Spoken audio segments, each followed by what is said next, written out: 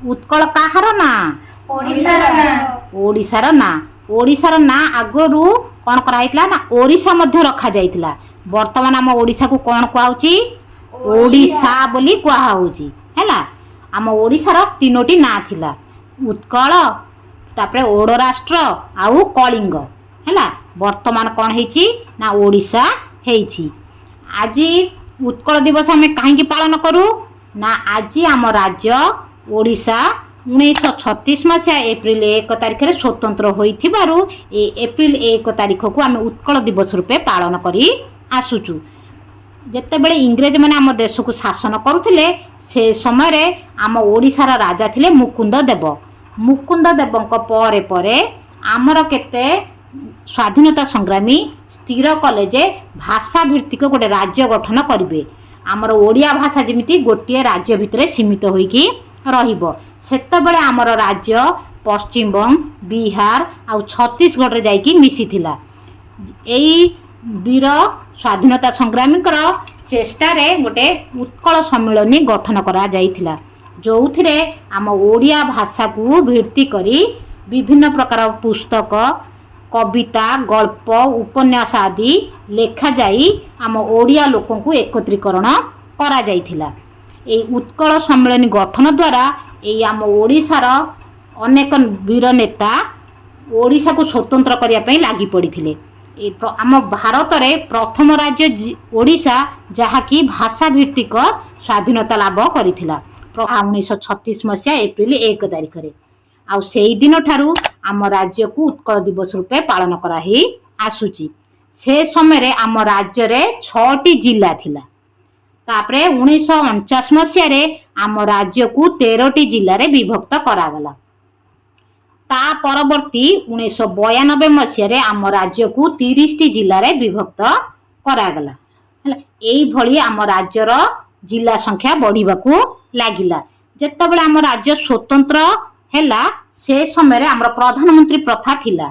से समय रे महाराजा कृष्णचंद्र गजपति देव प्रथम प्रधानमंत्री ओडिशार थिले। तांको परवर्ती जेतेबेले मुख्यमंत्री प्रथा हुआ से समय रे डॉक्टर हरेकृष्ण महताब ओडिशार प्रथम मुख्यमंत्री होइथिले। एई भली आम राज्य शासन होई थिला।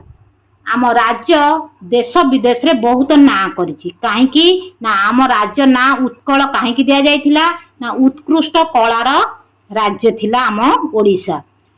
आमर मंदिर आम प्राकृतिक सौंदर्य नदी ए सबु बाहरर पर्यटकों को आकृष्ट करिथाए।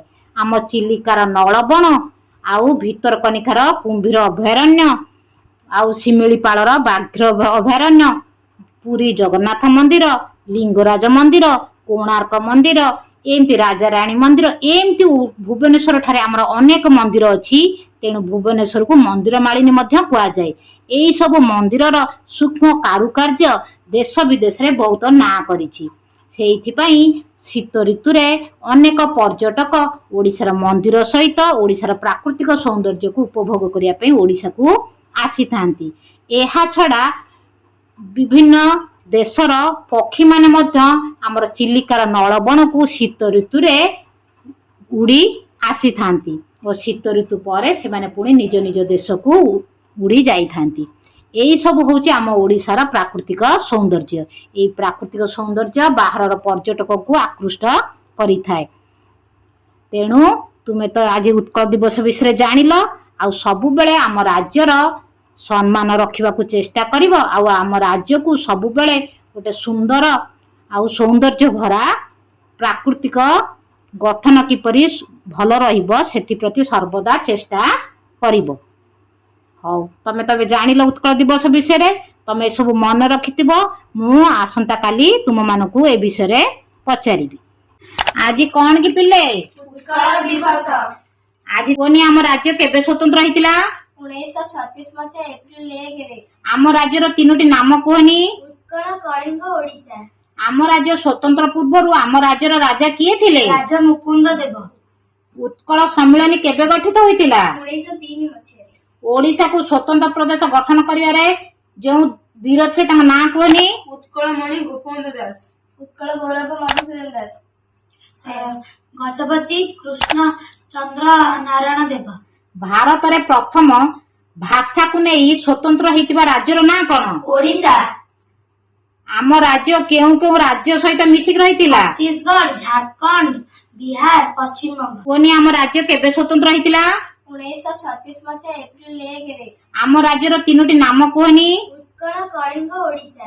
ଆମ ରାଜ୍ୟ ସ୍ୱତନ୍ତ୍ର ପୂର୍ବରୁ ଆମ ରାଜ୍ୟର ରାଜା କିଏ ଥିଲେ? ରାଜା ମୁକୁନ୍ଦ ଦେବ। ଉତ୍କଳ ସମ୍ମିଳନୀ କେବେ ଗଠିତ ହୋଇଥିଲା? 1903 ମସିହାରେ। ଓଡ଼ିଶାକୁ ସ୍ୱତନ୍ତ୍ର ପ୍ରଦେଶ ଗଠନ କରିବାରେ ଯେଉଁ ବୀର ଥିଲେ ତାଙ୍କ ନାଁ କୁହନି? ଉତ୍କଳମଣି ଗୋପବନ୍ଧୁ ଦାସ। ଉତ୍କଳ ଗୌରବ ମଧୁସୂଦନ ଦାସ। ଗଜପତି କୃଷ୍ଣ ଚନ୍ଦ୍ର ନାରାୟଣ ଦେବ। ଭାରତରେ ପ୍ରଥମ ଭାଷାକୁ ନେଇ ସ୍ୱତନ୍ତ୍ର ହେଇଥିବା ରାଜ୍ୟର ନାଁ କଣ? ଓଡ଼ିଶା। ଆମ ରାଜ୍ୟ କେଉଁ କେଉଁ ରାଜ୍ୟ ସହିତ ମିଶିକି ରହିଥିଲା? ଛତିଶଗଡ଼, ଝାଡ଼ଖଣ୍ଡ, ବିହାର, ପଶ୍ଚିମବଙ୍ଗ। କୁହନି ପିଲେ, ସ୍ୱତନ୍ତ୍ରତା ପୂର୍ବରୁ ଆମ ରାଜ୍ୟର ପ୍ରଧାନମନ୍ତ୍ରୀ କିଏ ଥିଲେ? ଗଜପତି କୃଷ୍ଣଚନ୍ଦ୍ର ନାରାୟଣ ଦେବ। ସ୍ୱତନ୍ତ୍ର ପରେ ଆମ ରାଜ୍ୟର ମୁଖ୍ୟମନ୍ତ୍ରୀ କିଏ ହେଲେ? ଡକ୍ଟର ହରେକୃଷ୍ଣ ମହତାବ। ଆମ ରାଜ୍ୟ ସ୍ୱତନ୍ତ୍ରତା ହବା ପରେ ଆମ ରାଜ୍ୟକୁ କେତେଟା ଜିଲ୍ଲାରେ ବିଭକ୍ତ କରାଯାଇଥିଲା? 6ଟି। କେତେ ମସିହାରେ ଆମ ରାଜ୍ୟକୁ 13ଟା ଜିଲ୍ଲାରେ ବିଭକ୍ତ କରାଗଲା? 1949। କେତେ ମସିହାରେ ଆମ ରାଜ୍ୟକୁ 30ଟା ଜିଲ୍ଲାରେ ବିଭକ୍ତ କରାଗଲା? 1992। କେତେ ମସିହାରେ ଓଡିଶାରେ ପରିଣତ ହେଲା? 2011।